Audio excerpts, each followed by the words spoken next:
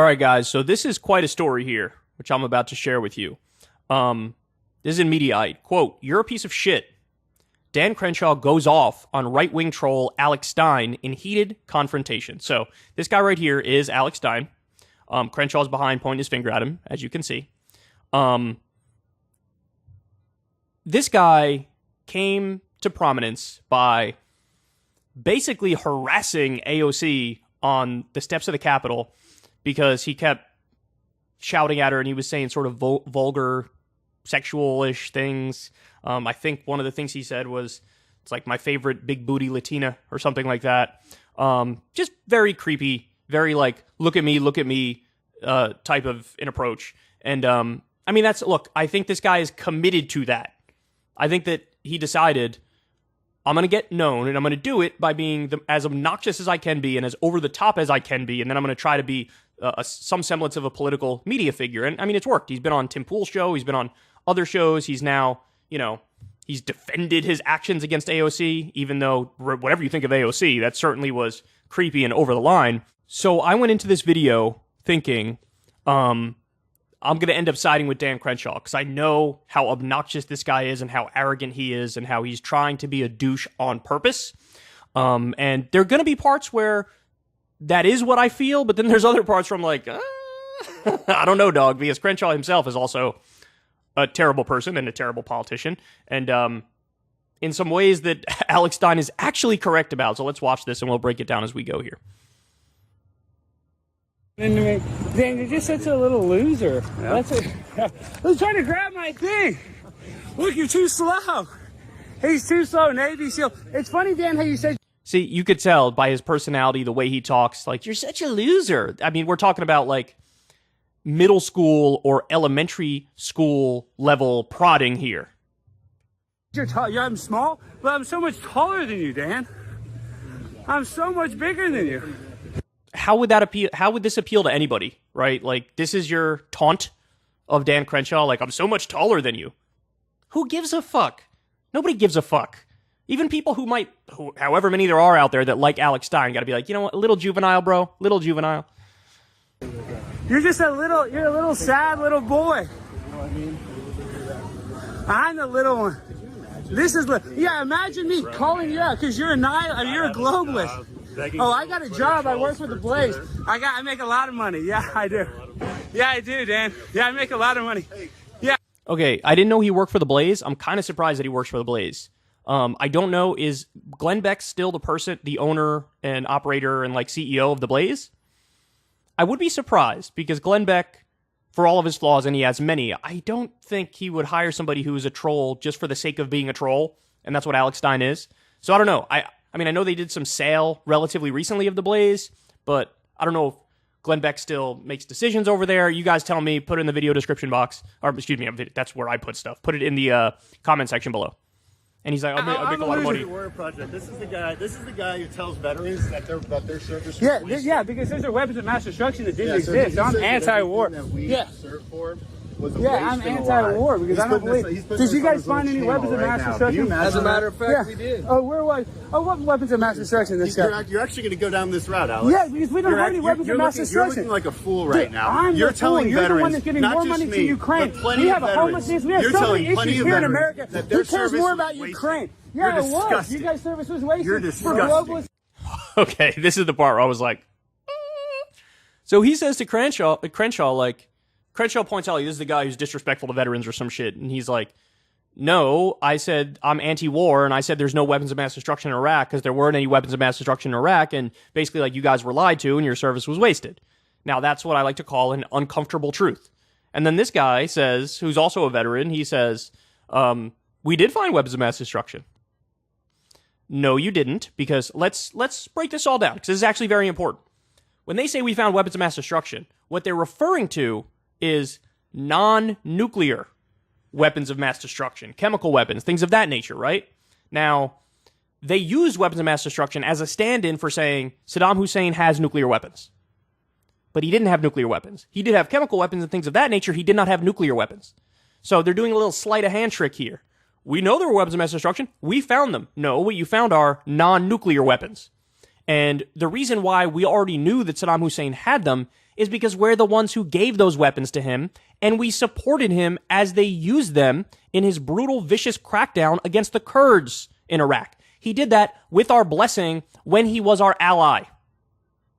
So it's not even a good point in a technical sense of like, yeah, we know we had weapons of mass destruction, because those were ones we gave him and supported him using. So the idea that that's why we're going to war is to stop him from using those, it's like, no, that's not the reason at all. We actively supported the use of those.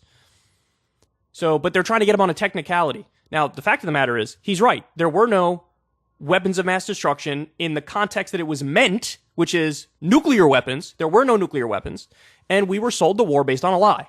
Now, that might hurt people's feelings, but it doesn't fucking matter. It is factually accurate.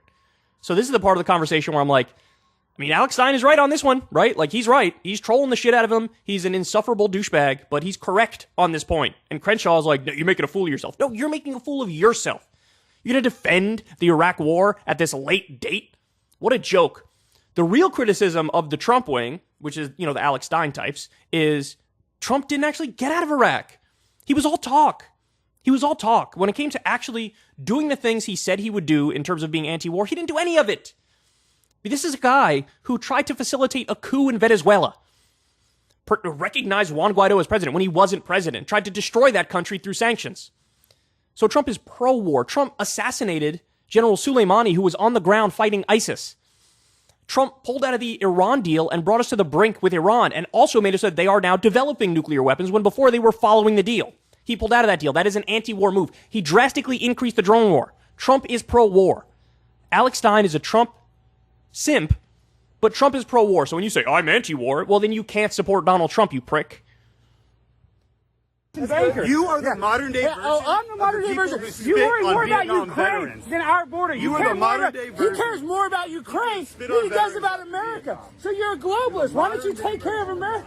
You don't care. That's your problem, Dan. You don't care about America. You don't care about Texas. You're disgusting. Do you think there's an invasion? You used to be a comedian. Is there an invasion on our border right now? You used to be a comedian. Is there an invasion on our border right now? Maybe you should go back to that, I still am a comedian. Is there an invasion on our border? You're not very good at comedy. Will you admit that there's an invasion on our border? There's an invasion on our border. Yeah, but you won't do anything about it. But why do you give $80 billion to Ukraine? Why do you give $80 billion to Ukraine? I think you're getting the numbers wrong there, buddy. Oh, what are we at, $100 billion now? No, it's not even. I think the number's 30 billion, though I could be wrong. That's how much money's been sent to Ukraine, at least as of the last time I read about it. There may have been another package or two sent since then. I'm not sure. What are we up to now, Dan? And they even say none of those weapons even go to the front lines. So why don't you start caring about America? Actually, they do. You don't care about America at all, Dan. You're a globalist, you're a traitor, you're a dwarf. There's Dan Crenshaw. Come on. Come on, dude. The modern day version of the people. Oh, I'm a piece of shit. You're the one that's a globalist. You're killing young children for no reason, sending them to war for nothing. I gotta be ID, right? All right, so the stuff that's like inexcusable is the petty name calling, you're a dwarf, I'm taller than you, all that nonsense. I mean, first of all, you also delegitimize your point in the eyes of general society when you talk like that, because obviously it proves that your criticism is coming from a mean-spirited place where you're trolling on purpose. Like, the whole point is to shit stir. So that's not going to land. People are going to be like, fuck this guy, right? No matter how bad Dan Crenshaw is. On the Iraq war point, he's correct. On the argument of like, okay, you're sending billions and billions, tens of billions to Ukraine, and, we got homeless people here, for example. Why are you betraying the country? Look, I think that's a fair point too. Now, but he also kept going on about, is there an invasion at the southern border?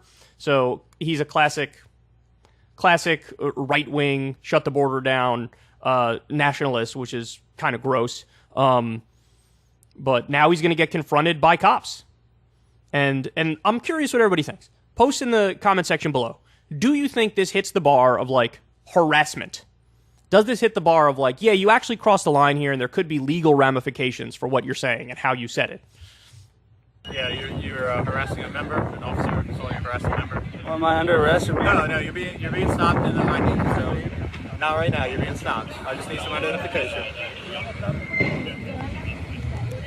You can hand it to her. Thank you. For future reference, when you're wanting to interview members, you cannot physically stop them from going their way. I'm not trying to talk back. I didn't physically stop anybody. I'm just letting you know from what we were getting from members of the public was that you were harassing members that were trying to go back and forth to their votes. You are not allowed to do that, so I'm going to let you know the rules and the laws that you are being told that you are breaking. And I'm going to let you know that that's what you cannot do. Okay, am I allowed to leave? You are allowed to leave. Okay, thank you. Thank you. This is just trying to ask politicians some questions, and then they come and detain me. What a joke. So what do you guys think? Does this hit the bar of like harassment? Because he clearly went into it with the goal in mind of like triggering Crenshaw and pissing him off and making him melt down. And he did like childish, grade school level insults the entire time and just things that are not even pertinent to political positions. But then there also was instances where they were debating legitimate political positions. So is this in the realm of that which is acceptable? If you ask me, I think it's borderline. Right? Like, it's right there on the border. Now, I don't think he should be arrested, locked up, anything like that. But I will also say I have zero problem with the Capitol Police talking to him and being like, hey, dog, just so you know, you're on thin ice right now. Like, you were very close to crossing a line. In some people's interpretation, that could be harassment. And the other thing is, keep it real. I think if the exact same set of facts happened here, but it was a Black Lives Matter protester going after some politician, I think the Black Lives Matter protester would have been arrested. I do. I think the fact that it's a white guy in a suit, you know, makes the police be like, okay, maybe we won't go all in here. Maybe we won't detain him and arrest him and handcuff him and all that stuff. So, but I'm curious what everybody thinks. Does this cross a line?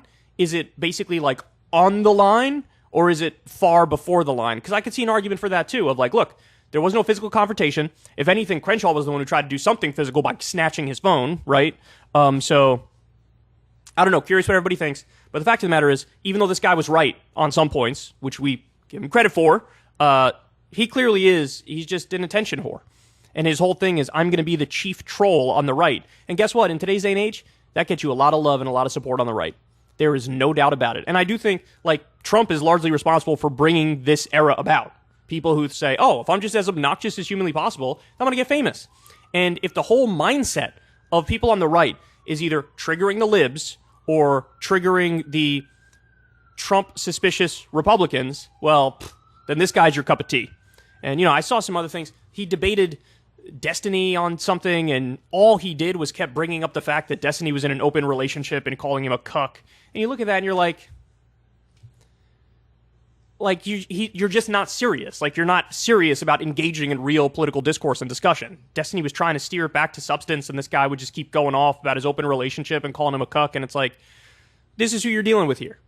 He's unserious, but unfortunately, with the way politics currently works, he's taken seriously. But there you have it. There's the heckle and the back and forth and the meltdown. Ever since Adpocalypse, when YouTube defunded all independent news and politics overnight, we haven't trusted them. We know they can pull the rug out from underneath us at any time. If you enjoy this content, please consider tipping $1 or $2 per month on the Secular Talk Patreon. Link in the video description box below. Thanks for your support.